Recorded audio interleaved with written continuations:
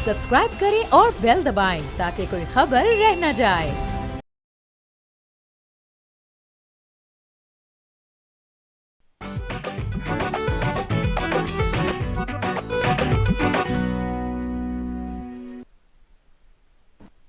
अस्सलाम वालेकुम, बोलो जनाब में बहुत बहुत खुश आमदीद। मैं हूं असद निज़ामी, मेरे साथ हैं अली आफ्ताब। सर क्या हाल हैं? ज़बरदस्त, बेहतरीन। आप बताइए कि क्या मुल्की और गैर मुल्की हालात हैं? सर मुल्की हालात तो सर संभल गई हैं सर। मामलात जो है इस वक्त ठीक हैं। इस वक्त तक ओके की रिपोर्ट है सर। ज़ाहिर है हमारे जो कुछ सर चीज़ें जिनमें जो खुशखबरियाँ जो हैं वो मुतवक्की है, उस पर कल हम खैर से तफसीली गुफ्तगू करेंगे। सर गैस मिल गई है सर, एक तो ये बहुत बड़ी चीज़ हुई है KP के अंदर। लेकिन जैसे मैंने कहा कि उसके ऊपर हम कल एक तफसीली बात करेंगे, बल्कि कोशिश करेंगे कोई ऐसा शख्स हमारे पास आए जो ज़रा हमें मज़ीद इसके अंदर बता सके कि इसके अंदर सब लोगों को क्या फ़ायदा पहुँचेगा और क्या नहीं पहुँचेगा। सर ये तो हम कल बात करेंगे ही, लेकिन आज सर ज़रा हमें जाना पड़ेगा इंडिया। सर वहाँ पे दो खबरें, एक तो क्रिकेट की तरफ से, क्रिकेट मैदान की तरफ से एक खबर आई है। IPL जो है वो भी शुरू हो रहा है मार्च में, अप्रैल में खैर से हमारा PSL है। और ये उससे पहले T20 जो वर्ल्ड कप है वो इंडिया श्रीलंका को होस्ट कर रहे हैं। तो ज़ाहिर है अब लीग्स की जो तैयारियां होती हैं वो चंद महीने पहले शुरू हो जाती हैं। हमारी भी चल रही है, उनकी भी चल रही हैं। तो कोलकाता नाइट राइडर्स जो है शाहरुख खान की जो टीम है उसके अंदर जो बांग्लादेशी क्रिकेटर है मुस्तफिजुर रहमान, उनको रखा गया और बड़ा हैवी कॉन्ट्रैक्ट उनको 92 मिलियन का। और उसके बाद लेकिन इनके जो एक BJP के MLA हैं, उन्होंने शाहरुख खान के ऊपर गद्दारी का एक दावा किया, एक ट्विटर उनको कहा। और ये इस सारी एक वाक़े के पेश नज़र है कि कुछ जो मामलात पेश है कि बांग्लादेशी कुछ लोगों ने एक हिंदुस्तानी को जो है उसका कत्ल किया और वो ब्लास्फेमी का कोई सिलसिला था। उसके अंदर फिर वो 15 लोग जो हैं वो इस वक्त अरेस्टेड हैं, वो इन जेल हैं। और ये एक बांग्लादेश और इंडिया की टेंशन जो है चल रही है। तो लेकिन शाहरुख खान ने चूँकि मुस्तफिजुर रहमान जो बांग्लादेशी है उनको रख लिया टीम में, तो बड़ा प्रेशर आया इस MLA की तरफ से। और उसके बाद BCCI ने आज के रोज़ ये कहा कि आप इस शख्स को टीम से आप फ़ारग कर दें, और KKR को टीम से फ़ारग करना पड़ा और उन्होंने कर दिया। और उसके बाद से उनको ये कहा गया कि आप एक इसके इफ़ज़ एक एडिशनल प्लेयर जो है वो आप ले सकते हैं, जौन सा भी लेना है आप उसको ले सकते हैं। तो एक बड़ा प्रेशर पॉइंट बना इस सारी चीज़ के अंदर। क्रिकेट इससे मुतासर हुई, उनकी टीम का ये एक हिस्सा बना था। मुस्तफिजुर रहमान एक बहुत बड़े क्रिकेटर हैं और बड़ी देर से हैं। ये उनका पहला कोई IPL का नहीं है, वो मेरे ख्याल में 4-5 टीमों में IPL के अंदर पहले खेल चुके हैं। KKR में मेरे ख्याल में उनकी पहली दफ़ा इंडक्शन हुई थी और वो उनको उससे निकाल दिया गया। अब ज़ाहिर है IPL की कोई और टीम जो उनको ले नहीं सकती, उनका एक सीज़न जो है वो बड़ा मुतासर होगा इस चीज़ से। वो तो एक शख्सी हद तक ये उनको फ़र्क पड़ेगा, लेकिन इसका ज़ाहिर है एक माशरती पहलू भी है, एक मजहबी पहलू भी है, और एक जो BJP का एक बड़ा स्ट्रॉन्ग स्टांस है। हमारे पास एक और ख़बर भी है, वॉल स्ट्रीट जर्नल की रिपोर्ट भी है, उसके ऊपर हम आते हैं, लेकिन पहले इसकी बात कर लेते हैं। हाँ जी, बड़ी अनफॉर्चुनेट बात है। और ये अनफॉर्चुनेट बात इस वजह से है कि देखें, कानून जो है, पूरी दुनिया का जो कानून है वो ये कहता है कि आप बाप के किए की सज़ा औलाद को, या औलाद के किए की सज़ा बाप को भी नहीं दे सकते। तो 15 लोगों ने बांग्लादेश में जो भी किया, जो आप बता रहे हैं कि वो हैं भी उसकी वजह से जेल में, उसकी सज़ा मुस्तफिजुर रहमान को तो नहीं मिल सकती। अब ये एक बहुत बड़ा फ़र्क है। देखिए, हम ये नहीं कहते कि अमेरिका जो है वो कोई आइडियल रियासत है, उधर भी बड़े मसाइल हैं, या यूरोप के बारे में हम ये नहीं कहते कि वो एक आइडियल रियासत है। लेकिन हम बहरहाल ये देखते हैं कि वो ख़ित्ता एक ऐसा है जो कि बड़ा तरक्की याफ्ता है, और उनके तरक्की याफ्ता होने के पीछे जो एक बहुत बड़ा राज है वो ये है कि मतलब अमेरिका जो है वो पिछले, हमने देखा है अपनी ज़िंदगी में कितने ममालिक के साथ वो जंग में रहा है, यानी कि उन अमेरिका की उन ममालिक से तो नहीं बनती। लेकिन अगर अमेरिका को पता ये लग जाए कि वहाँ पर एक टैलेंटेड शख्स है तो वो उसको ले जाते हैं। भाई ले जाना कोई ज़बरदस्ती नहीं, वो उसे कहते हैं वो बंदा टैलेंटेड हो, चाहे स्पोर्ट्स में, चाहे फार्मास्यूटिकल में, चाहे साइंस में, आर्ट्स में, किसी भी चीज़ में, वो उसे कहते हैं कि जी ये आप ग्रीन कार्ड भी पकड़ें, और ये आप सोशल सिक्योरिटी नंबर भी पकड़ें, और ये आप पैसे भी पकड़ें, और आप आएँ और हमारे मुल्क में परफॉर्म करें। सो यहाँ पर इंडिया के अंदर ऐसा करना कि जी क्योंकि एक हमारे पॉलिटिकल टेंशन्स चल रही हैं, क्योंकि एक अनफॉर्चुनेट वाक़या हमारे एक सिटीज़न के साथ पेश आया है आपके मुल्क में, तो हम अब आपके मुल्क का जो ग्रेट टैलेंट है उसको अपने मुल्क में आकर परफॉर्म नहीं करने देंगे, ये अपने पाँव पे कुल्हाड़ी मारना है। उसकी वजह ये है कि उस प्लेयर ने आना था, उस प्लेयर के साथ खेलने का मौका नेटिव प्लेयर्स को मिलना था, उसके नतीजे में अपने प्लेयर्स की परफॉर्मेंस बेहतर होनी थी, उस लीग को नई ऑडियंस मिलनी थी। देखिए ना, मतलब एक बांग्लादेशी जब किसी इंडियन लीग में खेल रहा होगा तो बांग्लादेश की ऑडियंस भी उसको मिलेगी। सो ये किसी तरह से भी कोई अक्लमंदी की हरकत नहीं है। ये मतलब फिर वही बात है, ये अनफॉर्चुनेट मामला इंडिया में पेश आया, हम इसलिए डिस्कस कर रहे हैं। ये किसी और मुल्क में आया होता तो भी इतना ही अनफॉर्चुनेट होता। तो थोड़ा सा इंट्रोस्पेक्ट करने की ज़रूरत है मेरे ख्याल में इंडिया को, कि वो देखिए ना, आप इंडिया की ट्रेजेक्ट्री आप देखें कि 2005 में विजिबली इंडिया का ग्राफ ऊपर जाना शुरू हुआ, और जाहिर है मुल्क हो गए, अकवाम हो गए, ये ऐसे नहीं होता कि किसी साल कुछ अच्छा होना शुरू हो तो उसी साल आपको उस मुल्क की ट्रेजेक्ट्री ऊपर जाने नज़र आनी शुरू हो जाए। कुछ अर्सा पहले से कुछ होना शुरू हो गया होता है, जिसके नतीजे में एक ख़ास पॉइंट पर आके चीज़ें बेहतरी की तरफ जाती हैं। अब वो जाहिर है इसके, अब वो नरसिम्हा राव और मनमोहन सिंह को आप क्रेडिट देंगे कि उनकी अच्छी पॉलिसियों की वजह से 2005 में आपको वो हर तरफ पूरी दुनिया राइजिंग इंडिया, शाइनिंग इंडिया कर रही थी, ट्रजेक्ट्री उनकी ऊपर को जा रही थी। अब जो है मतलब चाइना उनसे खुश नहीं, अमेरिका उनसे खुश नहीं, पाकिस्तान उनसे खुश नहीं, बांग्लादेश उनसे खुश नहीं, पूरी दुनिया जो है वो इस वक्त इंडिया से खुश नहीं है, ट्रजेक्ट्री उनकी नीचे को आ रही है। तो ये टाइम है इंट्रोस्पेक्ट करने का कि उन्होंने क्या गलत किया है और उसको फिक्स करने की ज़रूरत है।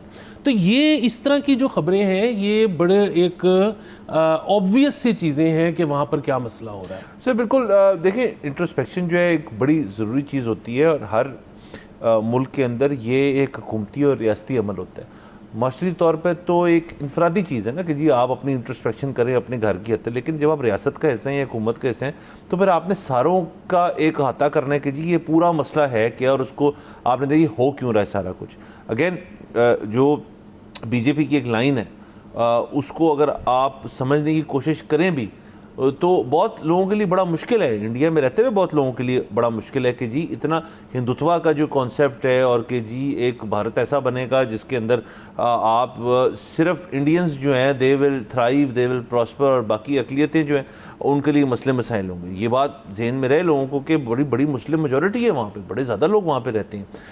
तो उससे सर हम आ जाते हैं इस चीज़ के ऊपर कि जो वॉल स्ट्रीट जर्नल की एक रिपोर्ट आई है, और उसके अंदर उन्होंने इसी चीज़ के ऊपर बात की है, निशानदेही की है कि अक़लियतों के ऊपर एक तो जो हम उनकी क्रिश्चियन कम्युनिटी इंडिया के अंदर और मुसलमान जो वहाँ पे रहते हैं उनके ऊपर तशद्दुद के वाक़यात, कत्ल के वाक़यात और दीगर और चीज़ें जो है उनकी एक बाकायदा तौर पे वॉल स्ट्रीट जर्नल ने निशानदेही की है, और कहा है कि ये मामला जो है ये बुरे से बुरा होता जा रहा है। आप इस तरह से देख लें कि आपका जो 2014 में 140 से बढ़कर 2024 में 134 केसेस जो हैं वो हुए हैं कि किसी अक़लियत के ऊपर जो है वहाँ पे अटैक हुआ। और भारत में जो ईसाइयों के ऊपर 706 हमले जो है वो रिपोर्ट किए जा रहे हैं, रिकॉर्ड किए गए, और 2025 की बात हो रही है। सो ये एक ना एक बड़ा कंसिस्टेंट किस्म का राइज़ है। आप अभी क्रिसमस के ऊपर देख लें कि वहाँ पे जो उनके क्रिसमस के ऊपर जो चीज़ें बेच रहे हैं, क्रिसमस नुमा चीज़ें जो हैं वो उन्होंने उनके ऊपर कहा जी कि आप नहीं कर सकते।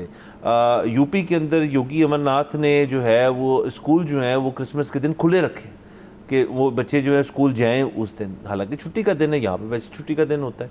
अच्छा, उसके अलावा आप ये देख लें कि ये सारे मामला जो हैं ये पॉइंट करें एक चीज़ के ऊपर कि मोदी जी जो हैं अगर वो खुद से किसी चर्च चले जाएं या वहाँ पे कुछ कर लें, वो तो अपनी तरफ है। जो क्रिश्चियन कम्युनिटी के ऊपर जुल्म हुआ है अभी रिसेंटली, उसके ऊपर उन्होंने मजम्मत नहीं की, उसकी ना कोई ट्वीट की, ना कोई उसके ऊपर स्टेट का बयान आया, कुछ भी नहीं आया।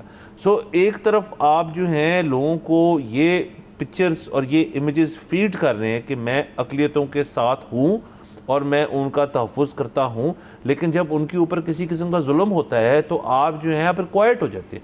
अब ये तो नहीं हो सकता ना सर कि आप यहाँ पे एक तरफ आप शो ऑफ वो दिखा रहे हैं, सॉलिडारिटी दिखा रहे हैं, दूसरी तरफ जब कुछ असल में मसला क्रिएट होता है तो आप कुछ नहीं करते। देखिए, हमने थोड़े दिन पहले क्रिसमस के करीब इस ख़बर का जिक्र किया था कि वहाँ पर जो क्रिसमस की मर्चेंडाइज बेच रहे थे उनको ज़दोकोप का निशाना बनाया गया और बड़ा अगेन अनफॉर्चुनेट मामला था।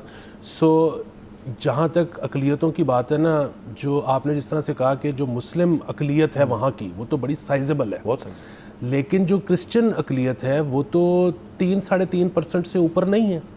सो अगर उनका ये जो है पॉइंट ऑफ व्यू होता भी है कि जी they feel threatened by the Muslim अकलियत because it is very sizeable, तो क्रिश्चियंस तो उतने हैं ही नहीं।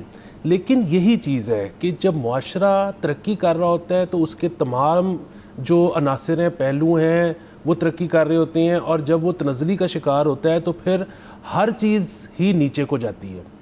सो अगर तो आप कोई भी मुल्क हो, अगर वो अक़लियतों के साथ बुरे सलूक को ना होने देगा, वो उस पर पाबंदी लगाएगा, वो लोगों के दिमाग खोलेगा, तो किसी अक़लियत के साथ भी ज़्यादती नहीं होगी। और अगर किसी एक के साथ हुई कि जैसे मुसलमानों से ये काम शुरू हुआ था, तो अब वो पहुँचते पहुँचते क्रिश्चियंस तक भी पहुँच चुका है। सो इसको आप रोक ही नहीं सकते कि आप जो बंदा खुद से जब रियासत इंटरवीन नहीं करेगी और वो देखेगी कि एक शख्स जो है वो किसी दूसरी इबादतगाह को या उसके लोगों को नुकसान पहुंचाने जा रहा है और वहाँ पे अगर इंटरवीन नहीं किया गया, तो वो जब उससे छोटी कम्युनिटी के पास भी जाएगा तो कौन कर सकता है? क्योंकि हर चीज़ जो होती है वो प्रिंसिपल स्टांस तो एक ही होता है ना, जिसके तहत आपने तमाम मसाइल को डील करना है।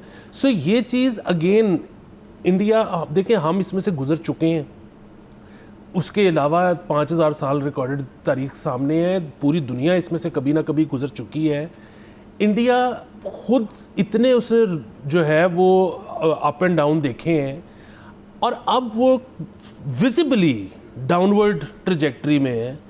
उनको क्यों समझ नहीं आ रही, वो क्यों इंट्रोस्पेक्ट नहीं कर रहे, वो क्यों इंटरवीन नहीं कर रहे, वो इसको ख़राब से ख़राब क्यों होने दे रहे हैं? This is beyond me. यहाँ तक कि अभी थोड़े दिन पहले हालांकि मुझे बड़ी खुशी हुई कि जब वो बांग्लादेश में जयशंकर साहब जो हैं वो हमारे स्पीकर नेशनल असेंबली आज़ सादिक साहब से जब उनकी मुलाकात हुई तो उसमें हैंडशेक हुआ, और वो मेरे लिए इसलिए खुशी की चीज़ थी कि देखें, हैंडशेक तो मुझे यकीन है कि क्रिकेटर्स हों या सियासतदान हों या आर्टिस्ट हों या जनरल पब्लिक हो, ये जहाँ भी मिलते हैं हैंडशेक भी करते हैं, अच्छी अच्छी बातें भी करते होंगे, सारा कुछ होता होगा। लेकिन जब किसी एक हुकूमत की तरफ से, जो कि इंडिया की तरफ से, जब ये पाबंदी थी कि जी आपने हैंडशेक नहीं करना, तो वो मना कर देते होंगे कि जी तस्वीर कोई ना खींचे और तस्वीर पब्लिश कोई ना करे। यहाँ पर तस्वीर खींची गई, पब्लिश हुई, इसका मतलब था कि जयशंकर साहब ने मना नहीं किया। तो मेरा ख्याल था कि अच्छा अब नरमी पैदा हो रही है, उधर सरकार को ये समझ आ रही है कि जी हमारा जो ये वाला फेस है ये दुनिया को पसंद नहीं आ रहा, सो अब हमने वापस कॉर्डियल होना है। लेकिन साथ ही अब मतलब जो क्रिसमस पे हुआ, फिर साथ ही ये जो KKR के मामला चल रहे हैं, तो रियासत जो है वो अगेन मैं समझता हूँ कि हर रियासत में एक इनर्शिया भी होता है, हर रियासत में क़ुव्वतें होती हैं जो एक दूसरे से तसादुम में होती हैं, लेकिन जितनी जल्दी जो सैनिटी है वो प्रिवेल करेगी, उतनी जल्दी इंडिया जो है वो वापस उसका जो इमेज है वो बहाल होना शुरू होगा। जितना ज़्यादा ख़राबी की तरफ चला गया उतनी देर लगेगी वापस आने में। और हम तो देखिए कि पूरे ख़ित्ते के लिए, हम तो पूरे ख़ित्ते की तरक्की चाहते हैं, क्योंकि ये भी मुमकिन नहीं है कि एक ख़ित्ते में एक मुल्क तरक्की करे और बाकी पीछे रह जाए। और इस पूरे ख़ित्ते को जो एक चीज़ होल्ड बैक करती है वो मजहबी इंतहा पसंदी है। मजहबी इंतहा पसंदी में से ये ख़ित्ता निकल आए तो आप देखेंगे कि कितनी जल्दी वेस्ट से सारा पैसा इस तरफ आता है। बिल्कुल सर। एक तो सर जो जयशंकर वाला मामला था उसके अंदर फिर थोड़ी सी अपडेट भी इस तरह से आई कि उसी तकरीब में या उससे किसी और जगह उसी के आई थिंक तकरीब का हिस्सा था कि उन्होंने उसके एक बयान भी दिया जो पाकिस्तान के ख़िलाफ़ था, उसकी हमने मजम्मत भी की है। तो एक तरफ मतलब हैंडशेक थी, लेकिन वो फिर अपनी पार्टी और पॉलिटिकल लाइन पे वापस आए जयशंकर साहब। लेकिन आपकी ये बात ठीक है कि उन्होंने तस्वीर चूँकि खिंच गई तो उसके ऊपर अगर उन पर हल्की सी भी रिस्ट्रिक्शन होती है अपनी पार्टी की तरफ से तो वो कभी ना करते ऐसे। तो इसका मतलब है उस लिहाज से नरमी थी। लेकिन जाहिर है ये जो हम वॉल स्ट्रीट जर्नल की रिपोर्ट भी पढ़ रहे हैं और उसको देख रहे हैं, उससे तो यही साबित होता है कि यहाँ पे एक मामला जो है वो अभी तक वहीं पे ठहरा हुआ है कि अपनी जो बेस है उसको अपीज़ करने के लिए, अपनी जो बेस वोटर बैंक है उसको आपने किसी न किसी तरह अपनी तरफ रखने के लिए आपने इस किस्म के मामलात करने होते हैं। वरना कोई शख्स जो है अपनी एक शहरी हैसियत में अगर वो किसी क्रिश्चियन कम्युनिटी वहाँ रहती है उनके आसपास और वो हिंदू कम्युनिटी का हिस्सा है और आप बड़े सालों से इकट्ठे रह रहे हैं, तो ये मैं नहीं मान सकता कि इंसानियत वहाँ नहीं होगी। वहाँ पे बहुत लोग होंगे जो कहते होंगे ये हमारी कम्युनिटी का हिस्सा है, इन त्यौहार में हम शरीक हैं, हमारे त्यौहारों में वो शरीक होते हैं हमारे साथ। लेकिन अगेन वो जो अल्टीमेट जो एक मैंडेट है, जो अल्टीमेट एक पॉलिसी है हुकूमत जो पार्टी की कि जी यहाँ पे माइनॉरिटीज़ जो हैं वो हमारे साथ नहीं, अगर हमारा मज़हब नहीं है तो फिर कोई मज़हब नहीं, वो वाली चीज़ जो है उसकी चीज़ नज़र आई मैं इसके अंदर। दूसरा सर ये जो अभी जो लग रहा है इनको मामलात कि जी ये सब कुछ ऐसे ही चलता रहेगा और मोदी जी जो हैं पता नहीं अपनी 3rd या 4th टर्म जो है वो अब करेंगे, तो सर मुझे तो लग रहा है कि जो डिप्लोमेटिक टाइज इनके कट हुए हैं ना, देखिए ये रिपोर्ट जो है ये तो अभी हमने पढ़ी है, इसका एक फॉलो आउट भी होगा, इसके ऊपर एक जवाब भी देना होगा, इसके अंदर इंडियन मीडिया जो है पागल हो रहा होगा। लेकिन जो मामलात हैं वो अब टेंस हैं कि जी ये आया इंडिया की तरक्की जो है और इंडिया की जो अपनी इस्टेब्लिशमेंट है, क्या वो चाहती है कि एक ऐसा शख्स जो है इस मुल्क को लीड करे जिसकी ज़रिए एक जंग भी हुई, बल्कि एक से ज़्यादा भी जंगें हुई, लेकिन डिप्लोमेटिक टाइज हमारे बिल्कुल कट हो चुके हैं। आपने जैसे कहा कोई मुल्क जो है वो भी बात नहीं कर रहा है इनके साथ, कोई मुल्क जो है इनसे ट्रेड नहीं कर रहा, वो इक्की दुक्की आपको खबर मिल जाती है, लेकिन मैक्रो लेवल के ऊपर जो है आप सबसे नाराज़गी है आपकी। सो ये इस तरह ना फिर आपकी कोई भी हुकूमत जो है वो चल नहीं सकती। हमने देखा है पाकिस्तान के अंदर, हमने पाकिस्तान के अंदर भी देखा है कि हमारा एक वक्त आ गया था कि हमारे डिप्लोमेटिक टाइज बड़े स्ट्रेन हो गए थे, लेकिन अब अल्लाह का शुक्र है हम तो बहुत बेहतरी की तरफ जा रहे हैं। India on the other hand different हो रहा है। तो अगेन आपका जो पहला पॉइंट था इंट्रोस्पेक्शन जो है, जब तक आप वो नहीं करेंगे और अपना रुख जो है उसको तब्दील नहीं करेंगे तो फिर कुछ नहीं हो पाएगा। बिल्कुल, आप ये देखिए कि जब भी आज से कुछ अर्सा पहले तक मोदी साहब पर तनकीद होती थी तो सबसे ज़्यादा जो डिफेंड करने आते थे वो NRIs थे, नॉन रेजिडेंट इंडियंस। अब जब आप देखेंगे तो अभी थोड़े दिन पहले सऊदी अरब से भी बहुत ज़्यादा तादाद में इंडियंस को निकाला गया है, इसके अलावा अमेरिका में बहुत ज़्यादा तादाद में इंडिया को निकाला गया है। अब आप सबसे पहले तो जो आपने फ़र्क देखा है वो ये है कि अब NRIs मोदी साहब को डिफेंड नहीं कर रहे, कैनेडियंस वगैरह एग्जैक्टली। अब यही वो जो है ना मोमेंटम आप देखेंगे कि ये मुल्क के अंदर आएगा, मुल्क के अंदर आएगा। बिल्कुल, अगेन वक्त बताएगा क्या होता है सारा कुछ। यहाँ पे जाते हैं ब्रेक के ऊपर, let's take a break.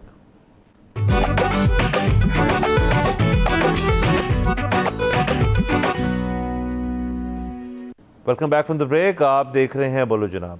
Sir आगे चलते हैं और सर हम एक ऐसा इशू डिस्कस कर लेते हैं जो हमारी तमाम ऑडियंस जो है अल्लाह ना करे कोई गुजरे इस चीज़ से, बट बहुत सारे लोग गुजर चुके हैं कि आपका कोई करीबी जो है जब बीमार हो तो डॉक्टर्स के पास आप जाते हैं, ज़ाहिर है डॉक्टर्स टेस्ट लिख के देते हैं, डॉक्टर उसके साथ इमेजिंग करवाते हैं, MRI, PET scan, CT scan, ये वो, और फिर आपके जो रेडियोलॉजी के बाकी रिजल्ट्स होते हैं वो सारे आपके पास आ जाते हैं। लेकिन ज़ाहिर आप डॉक्टर जब लिख के देता है उसके बाद आप करवाते हैं, जब तक रिज़ल्ट आता है फिर आपको वापस जाना पड़ता है।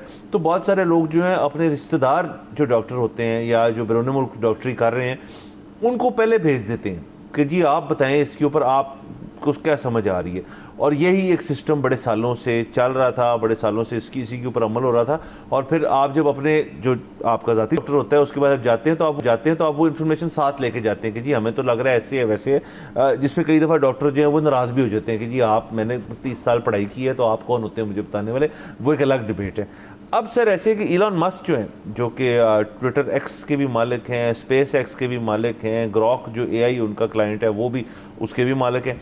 तो वो ग्रॉक के ज़रिए कहते हैं जी कि अब जो अगर अपना MRI और इमेजिंग वगैरह है जो रेडियोलॉजिस्ट का काम होता है उसके ऊपर रिपोर्ट बनाना, वो ग्रॉक जो है वो बहुत बेहतर कर लेता है तमाम डॉक्टरों से। इसके ऊपर दीगर डॉक्टर्स के बयानात भी आए हैं कि जिन्होंने खुद से इस चीज़ को ट्राई किया और वो कहते हैं बड़े ड्राई किस्म की, बड़ी वेग किस्म की और बड़ी अनसब्सटेंशिएटेड किस्म की जो रिपोर्ट्स हैं वो ये AI जनरेट करता है। लेकिन फिर बहुत सारे लोग दूसरी आयल पे बैठे हैं, वो कह रहे हैं जी कि हमें तो बड़े ज़बरदस्त किस्म के जवाब दिए हैं इस AI ने कि जी आप रिपोर्ट की इमेजेस डालें उसके अंदर वो आपको एग्जैक्टली बताते हैं कि MRI में ये हो रहा है, फलाने में ये हो रहा है, ये हो रहा है। इलॉन मस्क साहब कहते हैं कि जी कुछ हम इसके ऊपर इतनी मेहनत कर रहे हैं इस पर्टिकुलर शोबे के ऊपर, मेडिकल के ऊपर, कि आगे जाते हुए अगर आपने अपनी किसी इमेजिंग करवा भी ली है तो उसकी रिपोर्ट जो है उसको चेक करने के लिए आप हमारा AI क्लाइंट यूज़ कर सकते हैं। अब ये एक प्रॉब्लमेटिक चीज़ भी है कि आप डॉक्टरी जो है उन लोगों के हाथ से लेके अपने हाथों में ले रहे हैं और अपने फ़ोन के ऊपर ही इमेज अपलोड करना क्या कोई मसला तो नहीं है ना सर। तो वो करके आप एक रिपोर्ट ले लेते हैं और वो रिपोर्ट फिर आप डॉक्टर के पास ले जाते हैं कि जी असल में तो ये हो रहा है। अब अगेन ये एक कन्फ्लिक्टिंग चीज़ है। इसका पाकिस्तान के अंदर भी वी नो पीपल जिन्होंने इस चीज़ को इस्तेमाल किया है, जो इससे अपने आप को एजुकेट करते हैं, और इसके क्या आगे जाके असरात होंगे उसको हम देखेंगे आने वाले समय। जी सर, देखिए मेरे ख्याल में तो ये बहुत मुस्बत है, सिवाय डॉक्टर्स के जिनको मतलब अभी तो ऐसा इतना शायद रिलायबल नहीं है कि आप ये कह सको कि अब हमें रेडियोलॉजिस्ट या टेक्नीशियन नहीं चाहिए। लेकिन अगर ये आज हाफ डिसेंट भी है तो फिर रेडियोलॉजिस्ट और टेक्नीशियंस को ये ख़तरा महसूस हो सकता है कि जी आज से 10-15 साल बाद शायद हमारी ज़रूरत नहीं रहेगी। सो ये इसका प्रॉब्लम है। अदरवाइज़ मेरे ख्याल में ये एक बहुत अच्छी चीज़ है। एक चीज़ तो मैं आपको बता दूं कि ऑलरेडी डॉक्टर्स, टेक्नीशियंस, रेडियोलॉजिस्ट इसको यूज़ कर रहे हैं। अच्छा, और वो कर ये रहे हैं कि आप तो बात ये कर रहे हैं ना कि जी वो बहुत माइन्यूट चीज़ें पकड़ने में अच्छा है या नहीं है, लेकिन डॉक्टर्स इसको इस तरह से इस्तेमाल कर रहे हैं कि run their reports by it first, और जब तक कोई अनोमली ना हो तब तक वो इनको रेफ़र नहीं करता। सो डॉक्टर्स को अब पहले से कम रिपोर्ट्स देखनी पड़ेंगी। एक रिपोर्ट बिल्कुल ठीक है तो वो तो इसको पता लग ही जाता है ना, तो ये डॉक्टर्स को बिल्कुल ठीक रिपोर्ट नहीं देखनी पड़ रही, उनका टाइम बच रहा है। Bye doctors I mean the radiologist and the technicians. दूसरी चीज़ ये है कि सर आपको पता है पाकिस्तान का आपने जिक्र किया, पाकिस्तान में ज़्यादातर लोग ट्रस्ट डेफिसिट का शिकार हैं। ये ट्रस्ट नहीं करते एक डॉक्टर पे। यहाँ पे एक बड़ी मशहूर टर्म है कि मैं सेकंड ओपिनियन ले लूँ। अच्छा, अब बात ये है कि आपने पहले डॉक्टर से आप मिले और उसने जो आपको बताया, उसके बाद जब आपने कंसल्ट किया ग्रॉक या चैट जीपीटी या जेमिनी जिसके साथ भी, और उसने एग्जैक्टली वही चीज़ कह दी जो पहला डॉक्टर आपका कह रहा था, तो अब आपका सेकंड ओपिनियन का चक्कर मेरे ख्याल में बच गया है। हाँ, अगर ये कुछ मुख्तलिफ बता देते हैं तो फिर कंसिडर द थर्ड ओपिनियन। तो इस लिहाज से मेरे ख्याल में जो पेशेंट है उसके लिए ये कॉस्ट इफ़ेक्टिव है। प्लस आपने एक और चीज़ का जिक्र किया कि लोग इससे अपने आप को एजुकेट कर रहे हैं। सो हम आज, मैं और आप एक ऐसे शख्स से मिले कि जिसने कहा कि मैंने डॉक्टर को दिखाने से पहले वो रिपोर्ट्स एआई में डाली, उसने मुझे उसके बारे में जो कुछ बताया, फिर जब मैं डॉक्टर के पास गया तो मैंने उससे ऐसे ऐसे सवालात पूछे जो कि उस डॉक्टर ने कहा कि ये अमूमन लोग नहीं पूछते और बड़े अच्छे सवाल हैं और इस बारे में आप ये कर लें। और फिर उसने कहा कि मैंने एआई की मदद से ही उस मसले के लिए अपना एक डाइट चार्ट बनवा लिया। अब वो डाइट चार्ट एक ऐसी चीज़ है कि न्यूट्रिशन प्लान, जिसके लिए आपको कोई बाकायदा डॉक्टर की ज़रूरत नहीं है। सो उसमें भी एक हेल्प मिल गई कि क्या चीज़ ज़्यादा एग्रीवेट कर रही है आपकी डिजीज़ को, क्या चीज़ कम एग्रीवेट करेगी, आप उस हिसाब से खाना खा लें। सो मेरे ख्याल में इसके पेशेंट्स को लेके फ़ायदे ज़्यादा हैं। डॉक्टर्स इसके बारे में क्या सोचते हैं, मैं कुछ कह सर उसके अंदर देखिए, असल में बात सारी ये है कि अब जो डॉक्टर्स जो कि पुराने उस पर चल रही हैं कि जी जो पेशेंट का मामला है वो मेरे से शुरू होता है और मेरे से ख़त्म होना है, कि they have to come to me. वो एक दफ़ा पेशी कह लें उसको, एक पेशी हो, 2 हो, 4 हो, हर पेशी की फ़ीस होती है और उसके ऊपर मैंने उनको फिर आगे उनका जो प्लान है वो हमने आगाह करता रहना, उसका प्लान ही होता है ना ये। अब doctors have to be receptive in the sense के वो कह रहे हैं जी कि एक शख्स आएगा, वो इक्विप्ड होगा बहुत सारे सवालात के लिए। देखिए ना सर, कुछ तो एक बिल्कुल एक वो जो सर जब आप एयरपोर्ट उतरते हैं तो वो जो आपका सामान आता है एक बेल्ट पे चल रहा होता है। कुछ डॉक्टर तो अपना क्लिनिक वैसे चलाते हैं कि जी बेल्ट के ऊपर एक पेशेंट है उसको ये नुस्खा दे दिए, एक नुस्खा, मैं तमाम की बात नहीं कर रहा, बहुत सारे जो लोग ऐसे करते हैं। फिर कुछ डॉक्टर आप और मैं जानते हैं उनको, जो बड़े अच्छे नामवर डॉक्टर हैं जो कि अपना टाइम लेते हैं, वो दिन में पेशेंट कम देखते हैं लेकिन हर पेशेंट को टाइम बहुत ज़्यादा देते हैं। अब इन दोनों के ऊपर ये मसला आ सकता है कि पेशेंट हो गए हैं, उन अपने आप को एजुकेट कर लिया, उन्होंने आप ही के लिखी हुई चीज़ें जो हैं उनको एआई में डाला, उसने अब 10 सवाल पूछ ली। अब वो 10 सवाल आपके पास लेकर आएंगे, वो बुरे सवाल हों, अच्छे सवाल हों, इररिलेवेंट है। आप में एक कैपेसिटी होनी चाहिए अब कि जी आप उन चीज़ों को सुने और उनका जवाब दें, क्योंकि देखें यहाँ से फ़ीसें जो हैं वो इतनी को कम भी नहीं रही। अब मतलब किसी भी डॉक्टर की एवरेज फ़ीस जो है वो 2000, 2500, 3000 रुपये तक हो चुकी है। अब मैं प्राइवेट सेक्टर की बात कर रहा हूँ और पब्लिक सेक्टर के अंदर तो चलें एक और ही मामला चल रहा है। लेकिन अगर एक शख्स अपने सवालात लेकर आए तो ये आपका काम है कि उनका जवाब दें। अब उसके ऊपर अगर नाराज़ हो जाएं कि जी अगर फ़र्ज़ करें डॉक्टर बहुत सारे कहेंगे यार अगर उसको ज़्यादा पता है एआई को तो आप उससे इलाज करवा लें अपना जाके, तो ज़ाहिर है पेशेंट पर बड़ा डिमोरलाइज हो जाएगा। तो ये चीज़ नहीं करनी और अपने आप ने कि जी ये अब नीड ऑफ द आवर। जी बिल्कुल सर, देखिए ना लाहौर जैसे शहर में तो मेरा ख्याल है कि सारे डॉक्टर्स जो हैं वो बड़े काबिल होंगे, लेकिन छोटे शहरों में जो आपको कई माह या कई साल इलाज करवाने के बाद जब डॉक्टर कहता है कि एनु लाहौर ले जाओ, एने नहीं बचना, तो वो शायद अब वहाँ के लोग जब चैट जीपीटी से एजुकेट हो जाएं, वो जब उस डॉक्टर से सवाल पूछें और उनको अंदाज़ा हो कि ये इस सवाल का जवाब डॉक्टर को नहीं पता या डॉक्टर जो है उसका ट्रीटमेंट बिल्कुल ही किसी और लाइंस पर चल रहा है, तो उनको ये बात शायद जल्दी समझ आ जाए कि हमें अब डॉक्टर या अस्पताल चेंज करने की ज़रूरत है। तो इससे जाने बचेंगे। अगेन सर, हम कहते हैं टेक को इस्तेमाल करें, उससे बेहतरी आएगी और इंशाल्लाह इस फील्ड में भी इस चीज़ की बेहतरी आएगी। यहाँ पे जाते ब्रेक के ऊपर, let's take break.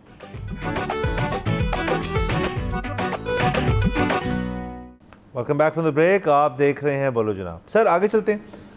Sir New York चलते हैं। आपको वैसे मुझे पता बड़ा पसंद है सर, बेहतरीन शहर है। तो सर ज़ुरान ममदानी साहब जो हैं न्यूयॉर्क के मेयर मुंतखब, और अब उनकी बाकायदा ओथ टेकिंग सेरेमनी भी हो गई है। उसके बाद उन्होंने सॉर्ट ऑफ एक मीट एंड ग्रीट सेशन डाला जिसके अंदर एक खातून जो कि न्यूयॉर्क के मैनहट्टन ग्रेटर न्यूयॉर्क जो 5 बरोज़ हैं उनकी एक रहायशी थी, मुझे नहीं पता एग्जैक्टली कहाँ से थी, लेकिन उनकी उनसे मुलाकात हुई और वो ज़ाहिर है सोशल मीडिया पे वायरल होगी क्योंकि उन्होंने पहले शुरू में उनकी बहुत तारीफ़ की कि आप ही वो थे जिनकी हमें ज़रूरत थी। मुझे इस शहर में, न्यूयॉर्क सिटी में, मैनहट्टन में और दीगर इनकी जो विसिनिटीज़ हैं उसके अंदर नज़र आता है कि लोगों जो है उनका पर्सपेक्टिव चेंज हुआ है। आपको बहुत सारे जो मुसलमान लोग नहीं हैं उन्होंने भी वोट डाला और बहुत चीज़ें की और उन्होंने बड़ी तारीफ़ की उनकी। उसके बाद उन्होंने फिर उनसे कहा कि जी आप उर्दू में उन्होंने बात की, तो उन्होंने कहा मैं उर्दू मैं लिख नहीं सकता, सॉरी मैं पढ़ नहीं सकता, लेकिन मुझे बोलनी आती है। तो उन्होंने पूछा आप कहाँ से? उन्होंने कहा मैं लाहौर से हूँ। और उन्होंने कहा मैं लाहौर गया हुआ हूँ। और ये एक तबादला ख्याल हुआ, एक बड़ा इमोशनल सीन हुआ और उन खातून को उन्होंने बड़ा शुक्रिया अदा किया उनका। और उसके बाद जब वो चली गई तो वो आप दीदा भी हो गए कि इतनी एक मोहब्बत उनको मिल रही है। और सर वहाँ पे न्यूयॉर्क में ना सर मेरे कुछ दोस्त यार भी रहते हैं, तो मैं वैसे ही पूछता रहता हूँ उनसे कि भाई कि सेंटिमेंट क्या है। कहते हैं सेंटिमेंट तो बहुत पॉजिटिव है क्योंकि एक ऐसा शख्स है जो कि एक बहुत बड़ी पॉपुलेशन जो वहाँ पे मजहबी तौर पे उनको भी रिप्रेजेंट करता है एक हद तक, और एक ऐसी शख्स आया है जो कि यंग भी है, वाइब्रेंट भी है, जेन जी को भी जानता है, मिलेनियल्स को भी जानता है, बूमर्स को भी साथ जानता है, और उसकी एक फिल्म एंड आर्ट्स के अंदर एक लिनिएज भी है अपनी वालदा की तरफ से। तो न्यूयॉर्क की सर जो एनवायरनमेंट है वो इस वक्त बहुत इंटरेस्टिंग हुई है और ये इंटरव्यू जो है उसकी बाकायदा कासी करता है। जी बिल्कुल सर। फिर एक बहुत ही अजीब सा एतराज़ उठ रहा था, मैं सोशल मीडिया पर देख रहा था, और वो ये कि जी ममदानी साहब ने जो ओथ है वो कुरान पर लिया है और ये हर जगह इस्लाम की बात करते हैं, ये अपनी वालदा का जो रिलीजन है ये उसकी बात क्यों नहीं करते? भाई देखें उनकी मर्ज़ी, ये तो मतलब जो रिलीजन है ये तो एक इनफरादी चीज़ है, इसका ना बाप से ताल्लुक़ है ना माँ से ताल्लुक़ है। आप कोई शख्स किसी भी रिलीजन में बिलीव कर सकता है, उसको प्रैक्टिस कर सकता है। मतलब हम पूरी दुनिया में देखते हैं कि वालदैन का कोई और रिलीजन है और बच्चों का कोई और रिलीजन है। मतलब आप when once you come of age, आपने जो है वो कंपैरेटिव रिलीजन्स पढ़े, आपको जो है एक पसंद आया, आपने उसको ओन कर लिया। मतलब ये जो ममदानी साहब हैं ये बड़े पढ़े लिखे इंसान हैं। ये इसलिए तो मुसलमान नहीं है क्योंकि इनके वालिद साहब मुसलमान थे, इनके पास, ये न्यूयॉर्क में रहते हैं, इनके पास ऑप्शन है कि ये किसी भी मज़हब को अपना सकते हैं। ये तो क्योंकि पसंद करते हैं इस मज़हब को, क्योंकि इन्होंने पढ़ के इस नतीजे में पहुंचे हैं। और सर ऐसे भी हो सकता है कतरलामी माफ़ कि वो कुछ शख्स जो है उसने तमाम मज़ाहिब जो हैं उनको स्टडी किया और वो कहता है यार कि मुझे तो एथियज़म का मैं एग्नोस्टिक हूँ या मैं एथी, वो भी तो एक है ना, मतलब एक रियलिटी है यार। यहाँ पे पता नहीं लोग सर इसको भी टैबू समझते हैं कि जी ये तो हो ही नहीं सकता कि एक शख्स का, भाई एक शख्स है जो कह रहा है कि जी मैं I am a non believer, तो इसके ऊपर मतलब गुफ्तगू हो सकती है और इसके ऊपर बात भी हो सकती है और लोग होते हैं ऐसे। बिल्कुल सर, पूरी दुनिया में होते हैं। अगेन जो अहम बात है ये न्यूयॉर्क में है, इनका जो दिल करे ये प्रैक्टिस कर सकते हैं। सो ये अगर एक चीज़ प्रैक्टिस कर रहे हैं तो उस पर उंगली उठाना कि जी ये फलाना रिलीजन क्यों प्रैक्टिस कर रहे हैं, ये बहुत ही बेतुकी बात है। मुझे इस क्रिटिसिज्म में से कुछ भी नहीं मिला। हाँ अच्छा सर, बाकी अब चूंकि उन्होंने लाहौर शहर का जिक्र कर दिया है और वो मेयर हैं न्यूयॉर्क के, तो यकीनन एक दफ़ा उनका दौरा लाहौर का होगा, हम उनको बड़ा वेलकम करेंगे। और मुझे याद आ गया सर एक बात कि जो लंदन के मेयर इस वक्त भी हैं जो हैं सादिक खान साहब, वो आए लाहौर या पाकिस्तान जब उनका आया, तो वो जब जा रहे थे तो उनसे किसी ने, रिपोर्टर ने एक सवाल पूछा अंग्रेज़ी में कि how does it feel to be home, तो वो कहता है home is South London bro. मैं वहाँ पे पला बड़ा, तो हमें भी थोड़ा सा अपना ना रोमांस की जो एक्सपेक्टेशंस है ना उनको लिमिट करना चाहिए। ये शख्स जो है इनका पाकिस्तान से ऐसा कोई उस तरह से वाबस्तगी या ताल्लुक नहीं है, कोई ताल्लुक नहीं है, लेकिन हाँ क्योंकि कम्युनिटीज़ और कल्चर्स और वो सारा कुछ जो है वो सेम है, बहुत सारी पाकिस्तानी कम्युनिटी की बस्ती है न्यूयॉर्क और एडजेसेंट उसके 5 बरोज में, तो वो उनको रिप्रेजेंट करते हैं। तो ही नीड्स टू नो कि पाकिस्तान है क्या, वो उस मद में यहाँ आ सकते हैं। लेकिन उनको जो बहुत सारे लोग यहाँ पे पाकिस्तानी समझ बैठे हैं कि ये यहाँ पे शायद गुजरांवाले में पैदा हुए थे और फिर अमेरिका चले गए थे, ऐसा कुछ नहीं है। जी बिल्कुल, वो मतलब मोस्ट वेलकम, वो ज़रूर आए, वो पहले भी आ चुके हैं, उनके पाकिस्तान में बहुत ज़्यादा दोस्त हैं, उनकी वालदा के बहुत ज़्यादा दोस्त और चाहने वाले हैं, बहुत है। मेरी उनकी वालदा से कई मुलाकातें लाहौर शहर के अंदर है। सो वो जो है हमेशा हमने देखी है सर उनकी बिल्कुल बिल्कुल बिल्कुल, और वो ज़रूर आए और हमारे मेहमान बने, हमें इससे ज़्यादा खुशी नहीं होगी। हाँ जी, और बस सर अब देखें, अब लेट्स सी ये आगे वक्त ही बताए कि न्यूयॉर्क के जो मामलात हैं उसके अंदर फिर क्या तब्दीली आती है, क्या चेंजेस आते हैं। इनके बड़े स्टेप्स जो हैं वो बड़े रेडिकल किस्म के हैं। इन्होंने पब्लिक ट्रांसपोर्ट के ऊपर भी बात की, इन्होंने दीगर और चीज़ों में ये एक एंटी इसराइल किस्म का सेंटिमेंट भी लेके आगे चल रही हैं। एक जूइश कम्युनिटी रिजाइड करती है न्यूयॉर्क में, इसराइल के बाद सबसे ज़्यादा यहूदी बसते ही न्यूयॉर्क के अंदर है। उनको कैसे रिसीव किया जाएगा, कैसे उन्होंने सब कुछ स्ट्रीमलाइन करना है, बड़ा टॉल ऑर्डर है, बड़ा पहाड़ है एक जो इन्होंने चढ़ना है। और सर न्यूयॉर्क का मेयर, तो फिर सर ये होता है ना कि जो अब बातें शुरू हो गई हैं कि जी न्यूयॉर्क की मेयरशिप जो है, फिर कांग्रेस है, फिर ये है, फिर वो है, फिर प्रेसिडेंसी है। मतलब यहाँ तो देखिए पॉलिटिकल करियर जो है जो इस तरह शुरू होते हैं वो तो फिर बड़ी दूर तक जाते हैं। अगेन अगर आपकी ट्रेजेक्ट्री जो है वो बड़ी सॉलिड हो और वो आगे जाते जाते आपकी मुश्किलात बढ़ती रहती हैं। हाँ जी, ये तो खैर शायद नहीं बन सकते प्रेसिडेंट ऑफ यूनाइटेड स्टेट्स, क्योंकि ये पैदा नहीं हुए हुए यूएस में। को पता नहीं सर आगे जाके मामले, हाँ। एक तरमीम आ जाए सर वहाँ बिल्कुल वो हो सकता है। दूसरा, लेकिन अगेन जैसे आपने कहा ना कि इनके फेडरल के साथ ताल्लुकात को इतने अच्छे नहीं है, मतलब डोनाल्ड ट्रंप साहब और ये जो है ये हालांकि अभी बड़ी अच्छी गर्मजोशी मिले थे, गर्मजोशी से मिले थे, लेकिन अगेन उसमें भी उन्होंने अग्री किया कई चीज़ों पर डिसएग्री करने पे। तो ये बड़ा एक अच्छा डायनामिक होगा कि फेडरेशन अगर एक तरफ है और एक जो स्टेट है वो दूसरी तरफ है, तो उसके बाद जो फेडरल गवर्नमेंट है वो क्या रोड़े अटकाएगी, वो क्या सपोर्ट करेगी, जो कुछ वहाँ होगा हम उसको रेप्लिकेट करेंगे। देखिए पाकिस्तान जो है ना बहुत लुक अप टू करता है यूएस को।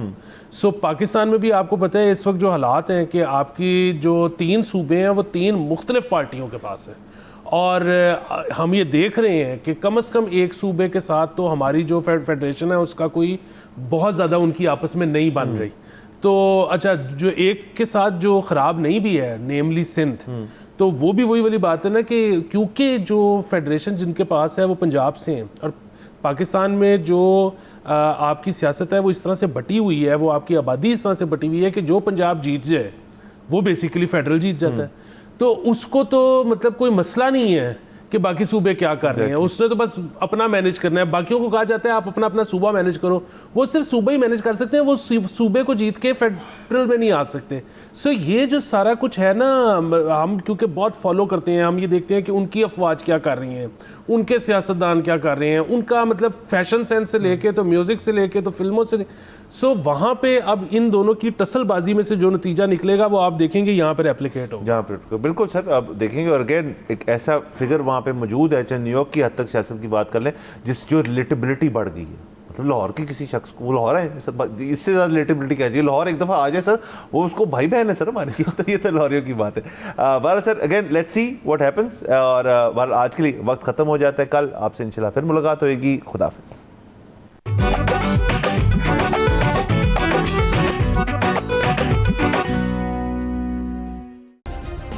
सब्सक्राइब करें और बेल दबाएं ताकि कोई खबर रह न जाए।